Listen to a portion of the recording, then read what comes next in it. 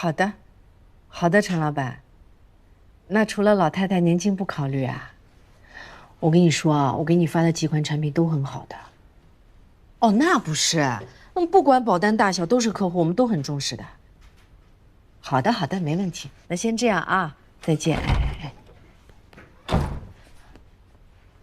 哎，你晚上不是跟女朋友吃饭吗？怎么这么早就回来了？怎么了？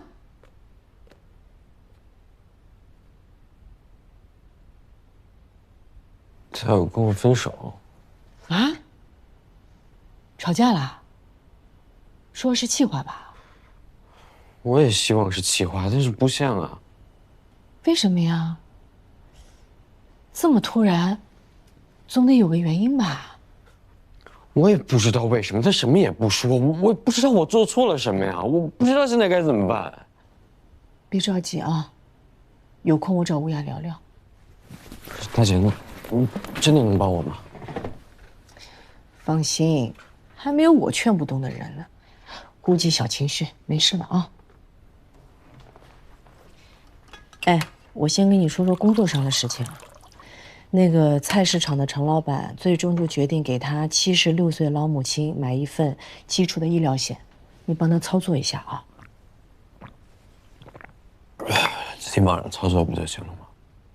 这就你不对了啊！失恋归失恋，工作事情不可以马虎的。行，我知道了，明天给他操作。哎，不要明天啊，现在。现在我真的很不舒服。我知道你不舒服，情绪不好，但手机操作需要扫你的脸啊，要不我就去替你干了。你说看妈妈76岁了，早保一天多一天保障，对吧？你先操作，操作完后面事情你就别管了，我来做，好吧？发链接啊，现在发。你喝酒了啊？喝点水来。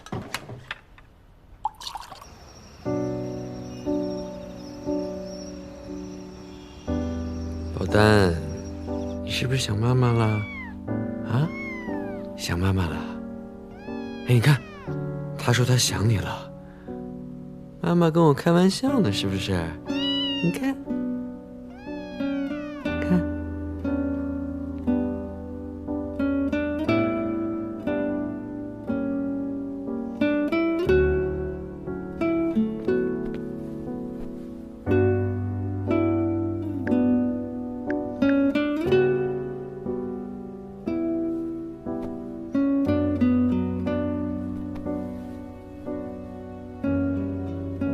妈妈和我开玩笑呢，是不是？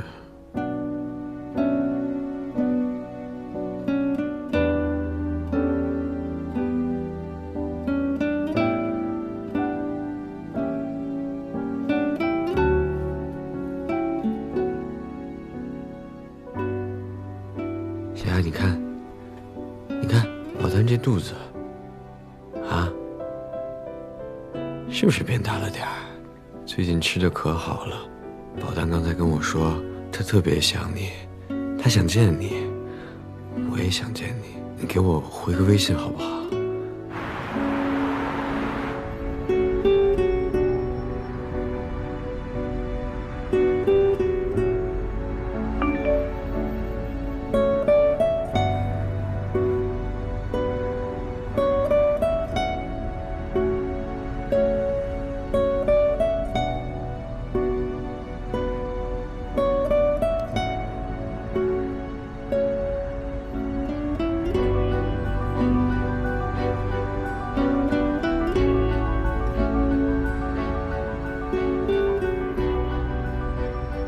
小雅，你看，宝丹在我床上呢，刚才跟我说了个悄悄话，说他想见你，他想妈妈了。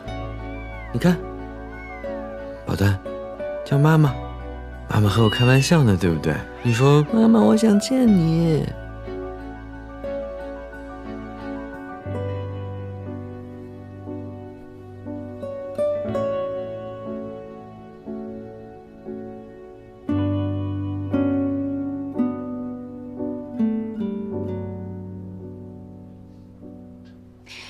挂二单呢是保险行业中的一个专业术语，它指的是保险经纪人或代理人离职后，您的保单暂时没有得到服务的情况。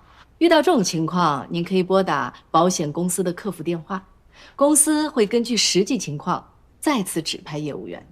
当然，你也可以指定业务员。我的客户宝宝们，你们学会了吗？爱你们哦。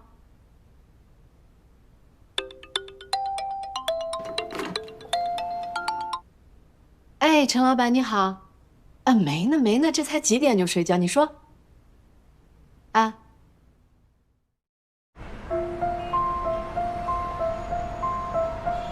哎呀，胡老师啊，这个手机上操作我搞不明白呀，什么投保人、被保险人，哎呀，这个关系那个说明实在是搞不清楚啊。正常的，第一次搞都是头大的。我来帮你弄，手机给我来。好，你先喝口水来。好了，哎，你妈身份证号有吧？有，我复印了。来，我来看看啊。320-120-1947。那好了呀。哎呀，太好了。那，俺娘看病的时候怎么报销啊？这样啊，万一老太太生，我说万一啊，呸，你要做生意忙走不开，你就给我打电话，啊，后面理赔的事情我来帮你弄。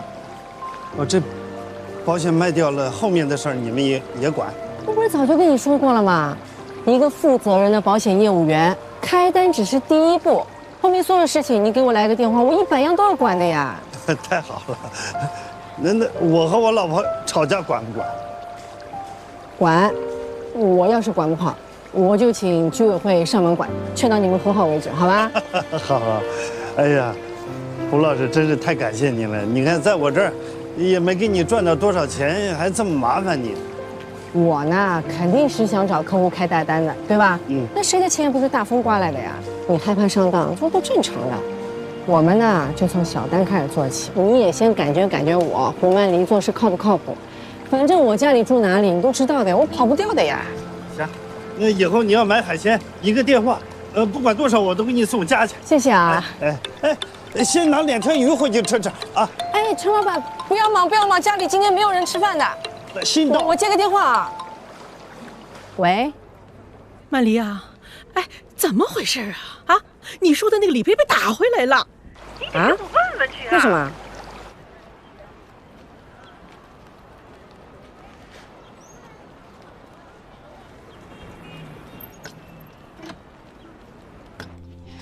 春露啊，曼丽姐，你找我有事啊？我问你点事儿。2年前，我让你给我的前夫的二叔买过一份保险，你记得吗？我提醒你一下啊，当时你3个月没开单了，按照规定是要被销工号的，所以我给你弄了这一单，你记得吗？怎么了？当时我嘱咐过你，要给他们买医疗加重疾，最后你给他们买了什么险种？你有印象吗？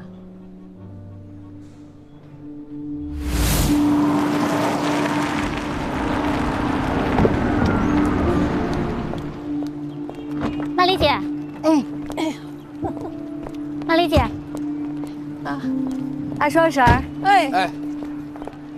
这是春露，我徒弟。叔叔阿姨好。你好。二叔二婶儿，幸亏你们想通了，这要是再晚2年，超过60岁，医疗险就买不进了，知道吧？哦呦，你看，一会儿春露会带你们上去双录，走下流程就行。春露录完之后，看着时间啊，送二叔二婶儿去火车站。好，没问题。我要先走了，小丁学校开家长会，再不去来不及了。那行，那你去忙你的去吧，这儿没事。行李。哦，对，帮忙拿下行李来。来，叔叔我来。所以曼丽姐让我给你们做重疾加医疗险的组合。重疾别看每年交的多，但万一要是生病了，会给你们一大笔钱的。那我们要是不生病，那么多钱不就打水漂了吗？对呀，不会，这个交到了一定的年限会返还给你们的。哦，返还啊，那还行，那差不多。哎，姑娘，你看啊，你看你们这个保险吧，我们2个人，每人每年要交3000多，加一块就是6000多块钱。你说，万一要我们真不生病的话，那能返给我们吗？这个是消费型，不返的。不返呐？哎呀，那不合适啊。那我们再琢磨琢磨啊。哎，你看，就是能不能我们单独买那个你刚才说的那个重疾，就是重病的那个？对。可是我们一般建议重疾和医疗险一起来买，保障更完善。不行啊！你看啊，生大病我们有那个重疾的管着，这小毛小病的我们扛2年就好了，1年也花不了那6000多块钱呀，是不是？啊，就是。哎呀，我看你们就是想赚钱，是吧？啊，所以才搭配着卖的。算了，要不咱俩别买了。哎，别！阿姨，你坐。那我就单独给你们做一个重疾。哎，行，我们就上一个那个。对，单独。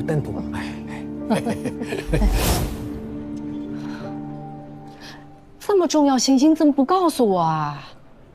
他们非要，我也没有办法呀。你是担心再不开单就要被清退了？那你有没有为客户着想过啊？王春露，你闯了大祸了，你知道吗？曼丽姐，你不用吓我，都有双录，我流程上我合法合规的。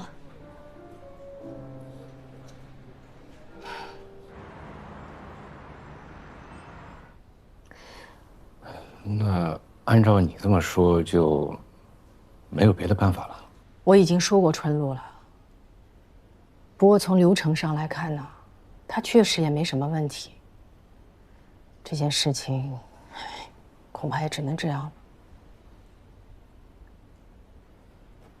要是没事，我就先走了啊。哎，等一下，你能不能帮我个忙？你去跟我二叔二婶解释一下。我知道你一向拿他们都很有办法的，对吧？我这儿最近麻烦事也挺多的，公司的事就不说了。我相信你肯定知道，我和他也起了点误会。他们是你的亲戚啊，我们已经分开了，不合适。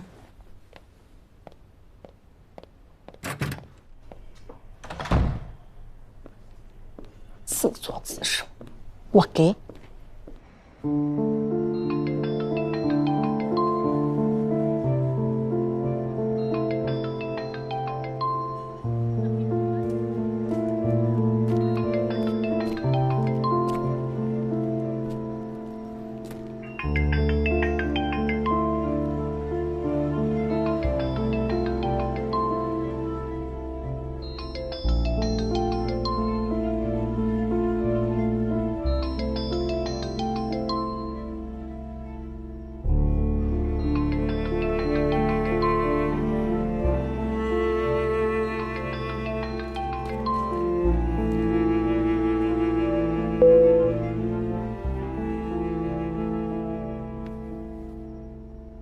小雅，我在你宿舍楼下呢。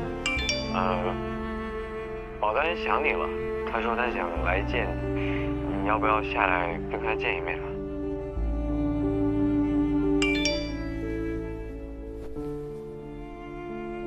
你要是不下来，我们就不走了。哎，你宿舍是几层啊？哪个房间啊？我就在楼下。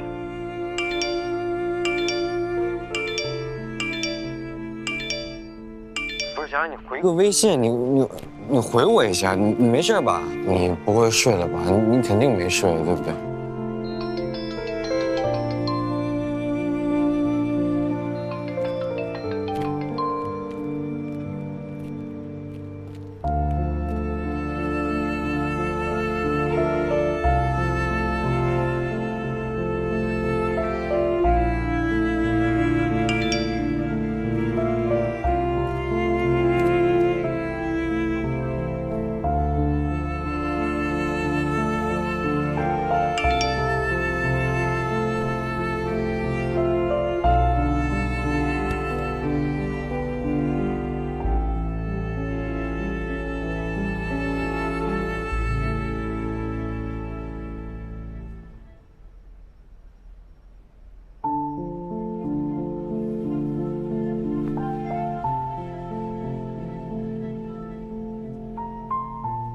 喂，曼黎姐。喂，吴雅，你能不能劝劝小周？怎么了？小雅，我还没走呢，我还在楼下，你就是下来见见保单呗，见一面我就走了。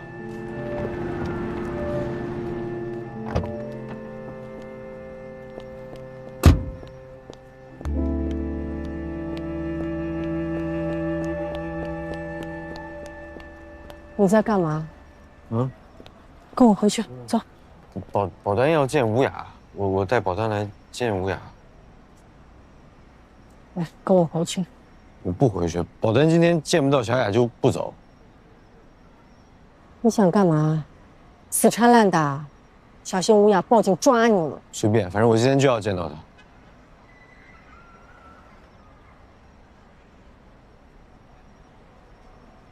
他住哪个房间？我不知道。你女朋友住哪个房间？你不知道？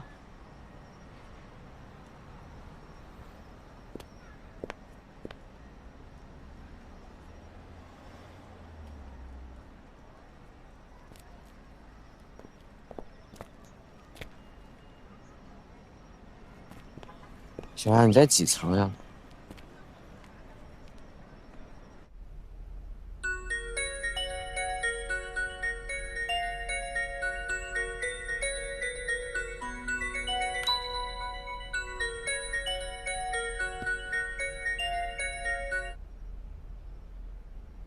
吴雅，哎，我曼黎姐，你真要分手，总要给个理由吧？你这样小周会想不通的。不管怎么说，话要说清楚，对不对？该说的我上次已经说得很清楚了。不是我错了，小雅，我错了，你告诉我哪儿错了，我改。小雅，小雅，你说你们那么难的日子都过来了，现在怎么说不爱就不爱了呢？到底怎么了啊？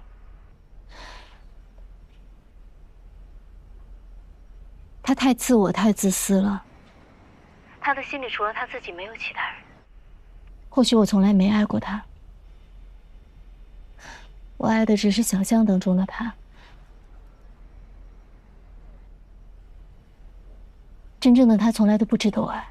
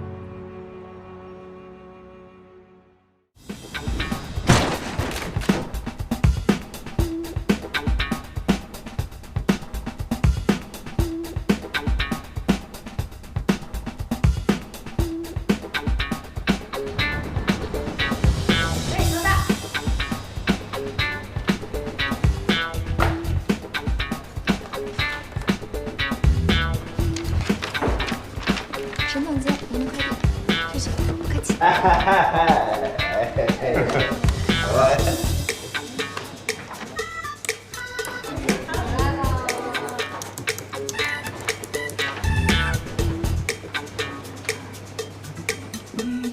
领导，谢谢。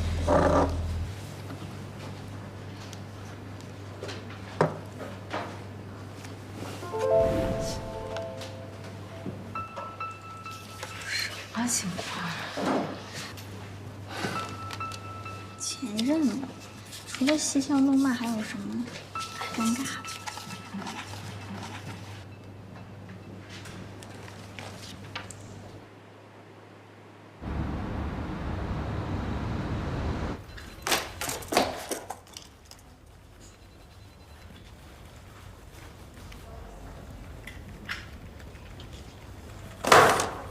？3天了，你就给我交这个东西啊？重新做。好，我重做。哎，你怎么来啦？犒劳三军，鼓舞士气。我看你是宣誓主权来了。花语青言这个大客户是我空手套回来的，叫我救世主也不足为过。哎，你把这个拿去分给大家吃了。谢谢老板娘，谢谢老板娘。花语青言的市场份额稳步提升，说明我们的宣传效果很好。高的市场份额不代表高利润，眼光放长远些。走，带你宣誓主权去。我知道，我也明白。新的 slogan 做成 KT 版，放在公司门口。行。还有啊，那个新3版的超容。那等你过来再说。你就是从知瑞天杰走的，我们做熟不做生，只要你愿意回来。之前跳槽的资深文案想挖回来。行，这个情况我们会考虑的，只要你愿意回来，好不好？喂，你好，我是公司的 HR。刚才陈总搞错了，薪资水平是不会提高的，行业不景气，能回来就回来，回来不了就拉倒。这个人我要的。这样的人，你今天花5万把他挖回来，明天就有人花6万把他挖走。这样的人，你叫他回来有什么用？现在正要用人。下午面试了几个人，前面4个呢是有行业背景的，也有经验的，后面6个是没有经验的，但是专业对口。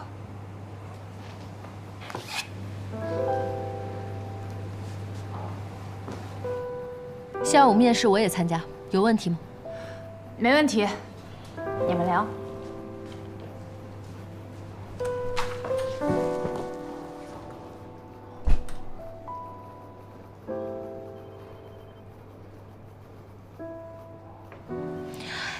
亲爱的，怎么了？你来怎么也不跟我说一声？查岗哪有通知的？那还叫查岗吗？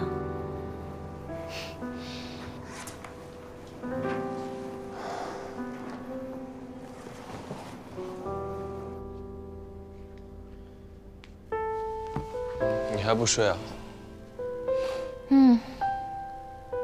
哎，上一轮的组织架构调整是你做的吗？齐薇认可的。我要把组织架构改回来。为什么？企业规模小，又是项目制，扁平化管理比较合适。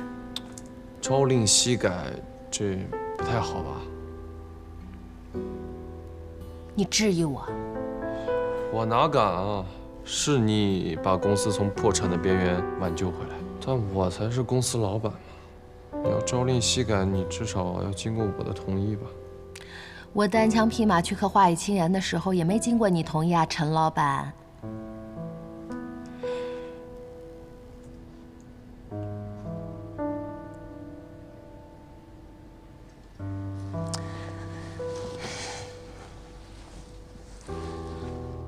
公司好不容易能起死回生，我想清楚了，我不会再让你孤军奋战了。我要帮你把智瑞天劫做大做强。你要改人设了？改什么人设？霸道女总裁吗？哎呀，我跟你讲，这资产呀，分为2种资产，一种是优质资产，还有一种是不良资产。那你是哪一种？我生下来呢，就实现了财务自由，所以我是第3种，闲置资产。我不想再一直这样闲置下去了，我要把自己盘活。你快去睡觉吧。那你忙，我去闲置了。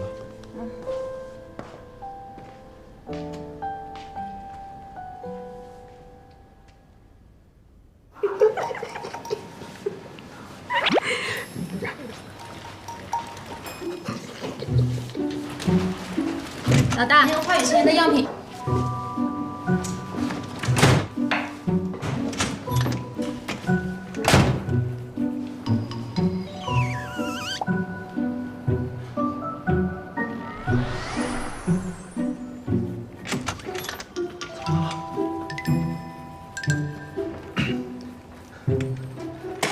啥也没看。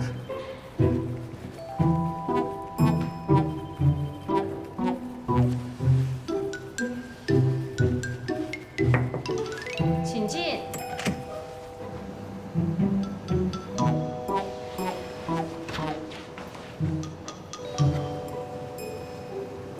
记错了，设计的，口红糊到脸上去了，气色好。刚才的事情啊，我不会说出去的，我谅你也不敢说，杀你灭口。哎，不是，我说你想清楚了吗？他可比你小10岁哎，13岁。我的妈呀！现在怎么那么流行年下恋呀？这薛可欣中招了，现在连你也中招了。年下恋怎么了？也能修成正果呀。哎，那是他扑的你，还是你扑的他？不管是男人还是女人，都会有昏了头的时候。完了完了，掉进去了。哎，你确定这不是笑面虎给设的什么美男计吗？好像也不那么美。哎呀，反正他要是转脸告你个什么职场性骚扰，你可怎么办呀？老大，你可是理性派的呀。我都理性一辈子了，管用吗？哎呀，人家的世界是诗和远方，我的世界是甲方乙方。工作半辈子，遇见一个奇葩老板，婚姻失败，留下一个奇葩儿子。人家的孩子是人才，我的孩子是素材。哟，那您可谦虚了，你这是素材库啊！行了吧，你别给我灌鸡汤。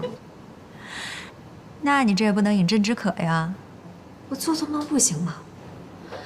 胡祖威跟我说，喜欢我多年了。那以后怎么办？以后的事情以后再说嘛。你先让我把梦做完。我说你先把脸擦擦。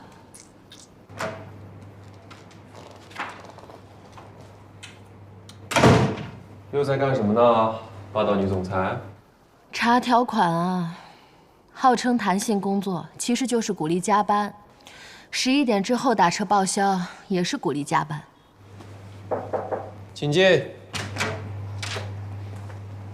有文件需要签字。合同是吧？我来吧。那个薛总说，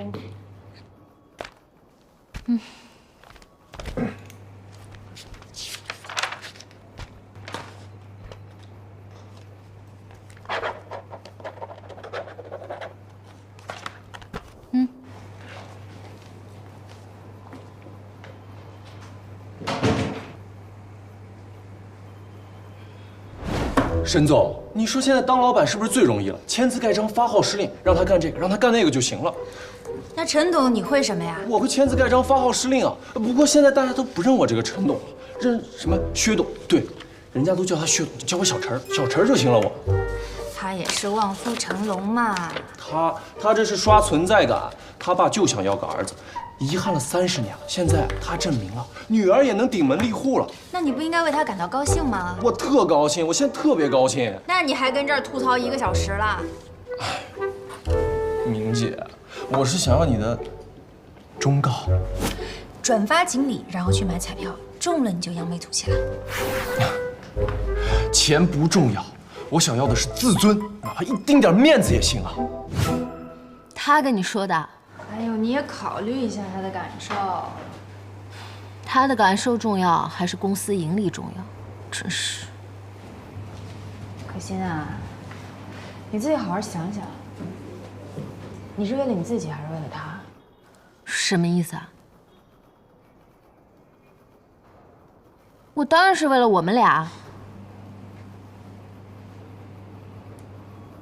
哎呀，嫂子，哎呀，这情不知所起，一往情深，再而衰，三而竭。哎，爱情保鲜期一过，自动散伙。你说你这越增加外部压力，让他们内部越团结，你越想强行拆散他们，反而把他们俩给捏咕到一块儿去了，明白不明白啊？啊，叔儿，嘿，哟，这衣服不错呀，真帅啊！你这少拍乎我，你说什么时候不帅啊？啊？哼！哎，来了，过来。哎，你小子，我让你过来帮我忙，你就是不来。我以为你被什么小姑娘拴住活了呢。齐薇啊，她他都多大岁数了，你也下得了手？您还说我呢？您好，你那小媳妇不是比你小18岁呢吗？哎，嘿，怎么了？我可把你小婶儿搁进我们家户口本里了，我妈你奶奶没反对吧？你有能耐，你把齐薇搁你们家户口本里试试。哎呀，我现在非常期待你妈的反应。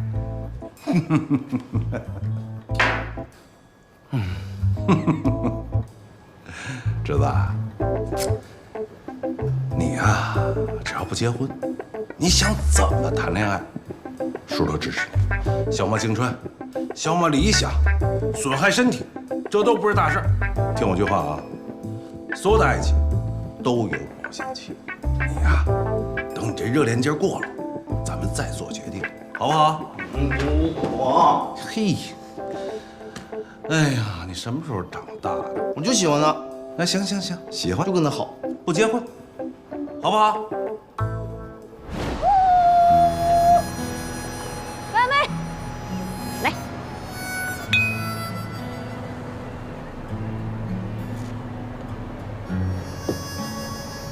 能告诉我，你到底是为什么辞职呀？老板娘入场了，摩拳擦掌，打算大干一场。你知道吗？咱们公司现在买一叠 A4 纸都要向她请示，我就是一个摆设。哎呀，薛可欣，她就图个新鲜，吃不了这种苦的。我也累啊，我也想歇歇。你可想清楚，你忘了你以前怎么忽悠我，怎么给我洗脑的啦？女人可一日无夫，不可一日无工作，谁说的？我天哪！你同意啦？我同意啦。我不同意。你又不是我妈，你凭什么不同意？哎，她比你小13岁呀。如果你像我这岁数，有一个小你13岁的男朋友，跪下向你求婚，你就是成功女性了。你以前可不是这么定义成功女性的。我以前怎么定义成功女性的呀？你以前说成功女性要有钱、有颜、有事业，我错了。成功女性就要案头有花，炕头有人。你以前说男人会辜负女人，但是钱不会。你都不知道他拍照的技术有多好，他拍出来那照片比美颜还好看呢。你儿子知道吗？你儿子，哎呀，好烦呐！哪壶不开提哪壶。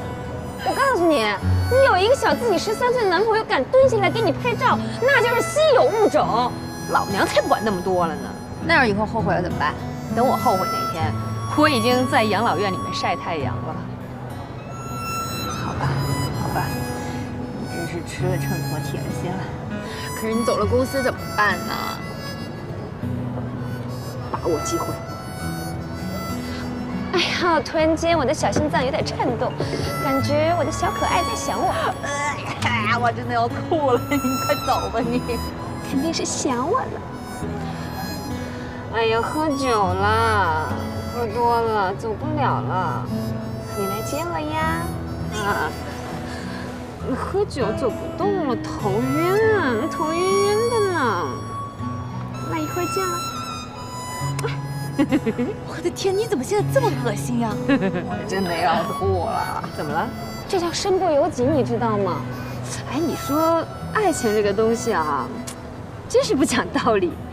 像我这样40岁的女人，也可以情窦初开呀。哎，可是到底为什么要蹲下来拍照啊？笨，贤退场。林宝，我跟你说，人生处处有。哎呀，手机都掉了。掉了，别这样，老大。失业是求职的潜在风险。啊，劈腿？我没说完呢，劈腿。劈腿是恋爱的潜在风险。知道了。还有，别闹了。出轨是婚姻的潜在风险。哪有人会为了不失业而不求职啊？也没有人会为了不失婚而不结婚。好了，对吧？对。明宝，我跟你说，虽然我走了，位置你顶，可是这趟浑水也是你的。哎，好，我们先走了，我先走了。薛可欣他可不是一般人，他们是夫妻店，他不长久的。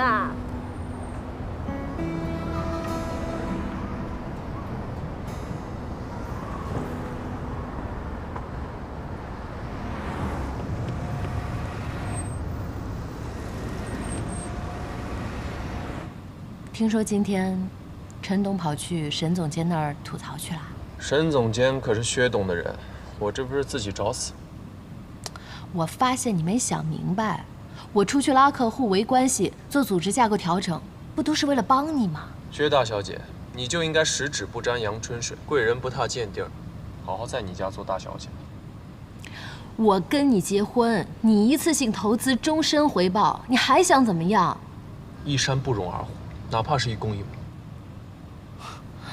你终于把这话说出来了，陈同刚，你看看你现在的样子，你再想想你遇到我之前是什么样子。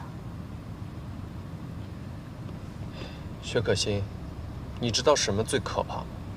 最可怕的就是以后我有再大的追求，再好的成就，这都是你的恩赐，在你眼里我永远都是个小瘪三。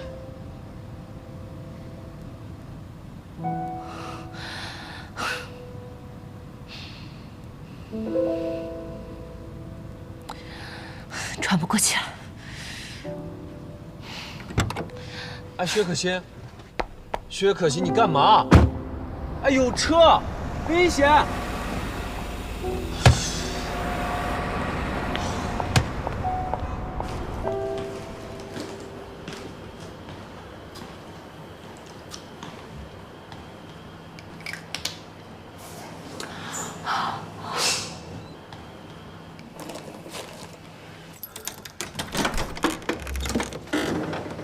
哎，那么这又回来了？是不是喝酒了？狗鼻子啊你！我都喷调节清新剂了。完了。大晚上的让你老公独守空房，你好意思吗？哎呀，气我辞职了，所以我们俩就喝了一杯。谁想到啊，叱咤风云的女魔头也有今天呢。那他辞职了，你们公司以后谁当总经理啊？天上这么一个大馅饼就掉到了我的头上。掉你头上了？啊，是啊，你不替我开心吗？啊，你不替我开心吗？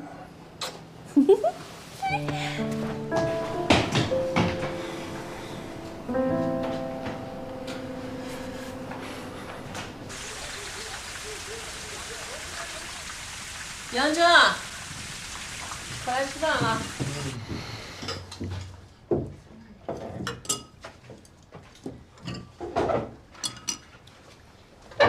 当老总了，管多少人啊？想当年我当厂长的时候，你不是副厂长吗？去。哎妈，这老黄历了，别提了啊！嫂子跟投资人那是闺蜜，当总经理是理所当然的嘛。你这话说的好像我是凭关系才上位似的。那靠的是什么呀？靠的是能力啊！来，借花献佛，沈总请。给我盛一碗。哎，我说啊，这个事业好归事业好，但是你们俩的任务必须得完成了。什么任务啊？给我弄个孙子呀！那我要是个孙女儿就不行吗？不是，孙女儿也行啊。没想到你还有点重男轻女。你给我闭嘴！我的呢？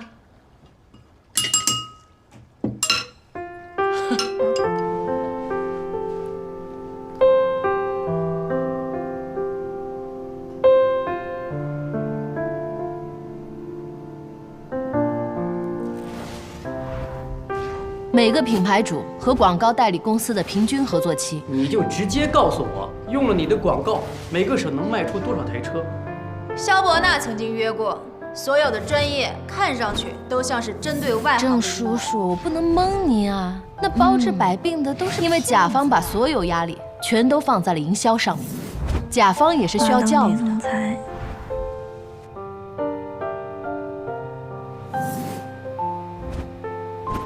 喂，妈，我今天加班，不用给我留饭，也不用给我留门啊。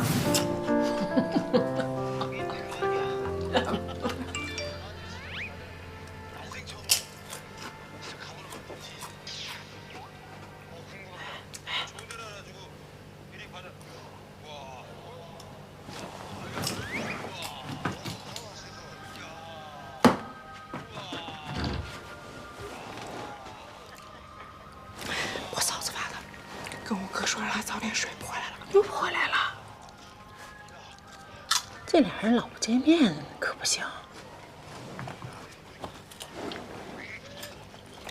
自从我嫂子当上总经理以后，我可天天独守空房，这样下去啊，两个人非得丁克不可。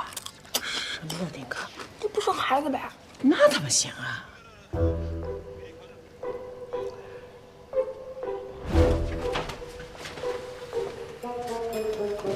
这什么情况？改洗头房风格了？这不是我妈跟我妹说，让咱们俩调节调节气氛吗？这不知道还以为大保健上门了呢。可不嘛。儿子，那把这汤喝了。哎，我现在不想喝汤。哎呀，喝吧，我炖了一下午，带一晚上，费老劲了，赶紧喝，喝点。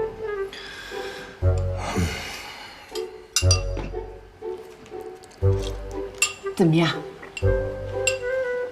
还行吧，有点腥。大补，高级的，多喝点。这方子我花好多钱呢。你拿什么玩意儿炖的3边汤。你就别忍住不许吐啊！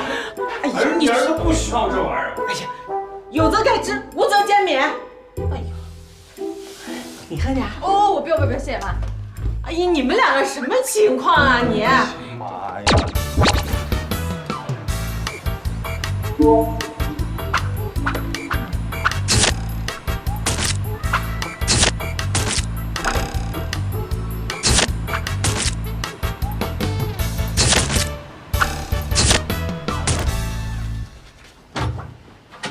沈总。妈，你别给我当沈总啊！你是酸硬体质还是碱硬体质？你想生男孩还想生女孩？慢慢给我弄了个 APP， 说是能够清宫表。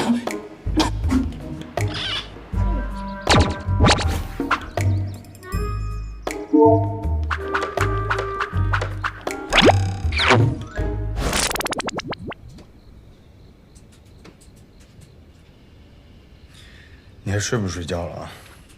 我明天有一个很重要的会，我这资料需要整理一下。沈总，您现在都是总了，这些事儿不能交给秘书办吗？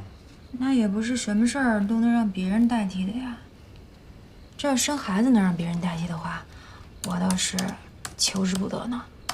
哎，我问你啊，如果婚姻是一场游戏的话，你觉得这繁衍后代是一项成就啊，还是一项任务啊？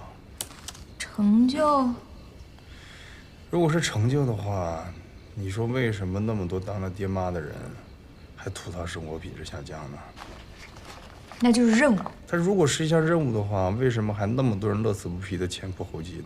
哎呦，我脑力有限，别想了啊。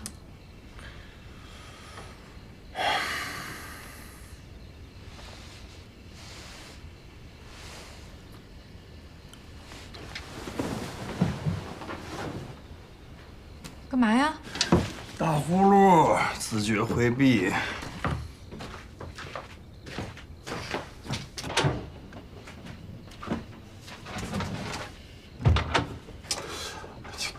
吓我一跳！干嘛呀？睡觉啊！睡什么觉？哎，赶紧进去。我进去干嘛呀？沈总的排卵期到了。哎呦妈呀！你让我休息，我这儿。要不我来把汤给你热热？哎呦不，谢谢。哎，进。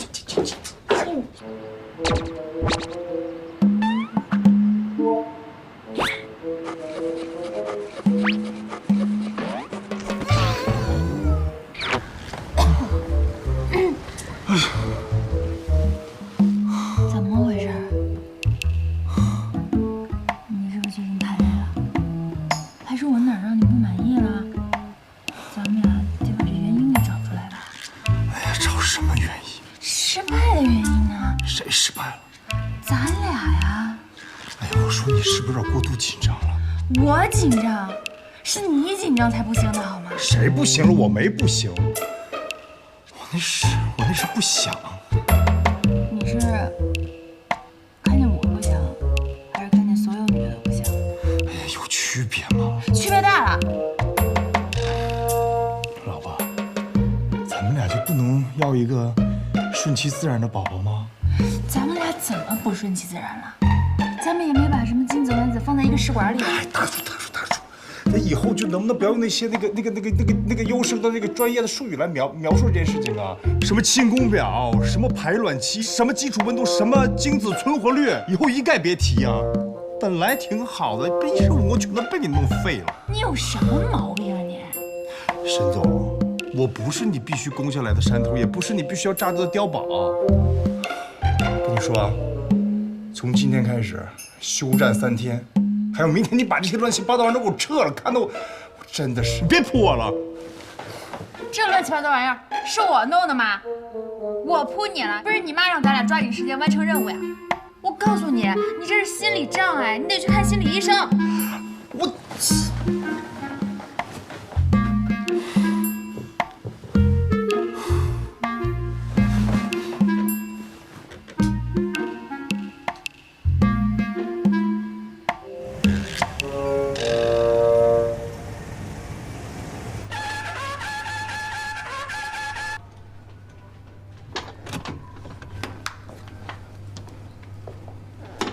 下一位。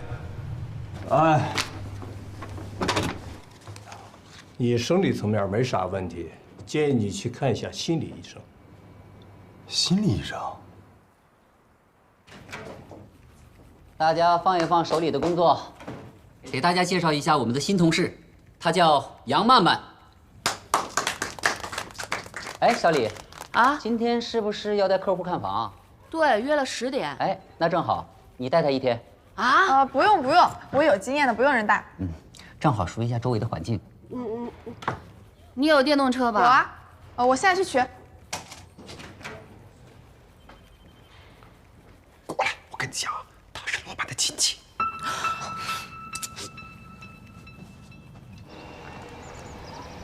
听说你是老板的亲戚？我嫂子的妈跟这老板的爸是朋友。哦，夕阳红，你有工作经验？工作了3个月，都满实习期了，租了好几套房子出去呢。你之前在哪家店？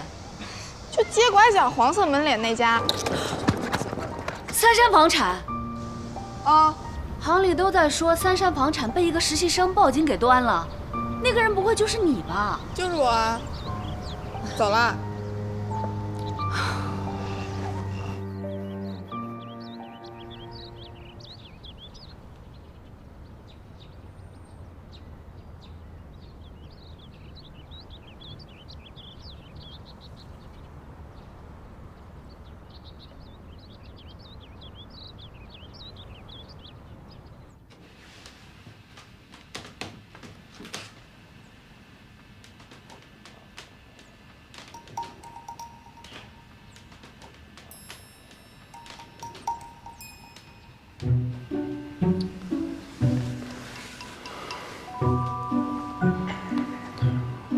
能不能换个男大夫？我是很专业，你质疑我的性别，就是在质疑我的专业。我是觉得，我这……你检查身体的时候，会介意大夫是男的还是女的吗？不介意。那我检查你的心理，你为什么会介意我是男的还是女的？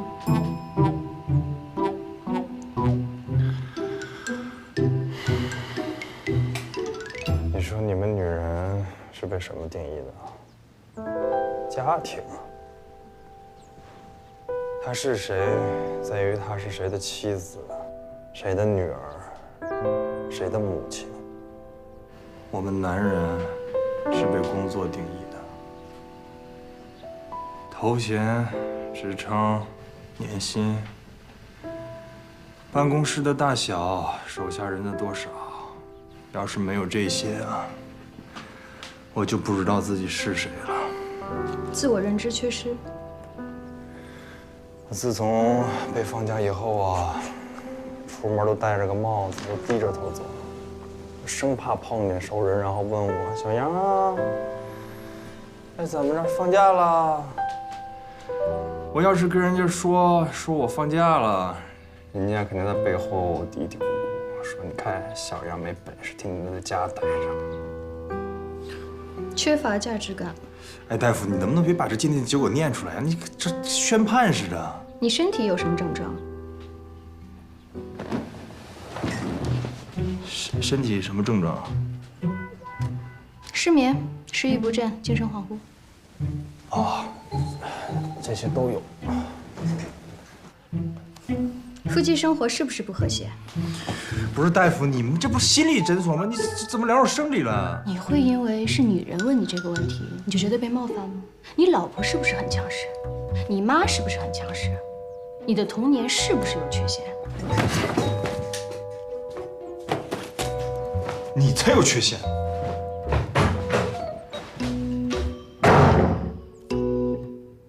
你还会回来的。我们今天呀，准备了5套房源，都可以看。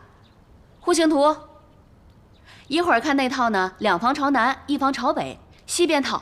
没有。不是让你打印了吗？那我现在去打印啊，不好意思。新来的吧，业务那么不专业。哎呀，老板的亲戚硬塞给我的。哎，这边请。他就是那个报警的，行业公敌。这种人就要防着点儿，老板怕他来监视我们的。看我不整死他！有小孩啊、老人啊，都可以过来一起住。李姐，给户型图。给2302的房东打电话。哦，来，你看看这个，这个也是精装修，张先生刚腾出来的新房，特别是好。哎，我是曼曼。朝向好。是，现在来看房呢。喂，哎，好，我知道了。是。把钥匙送到西坝小区，有同事等着用。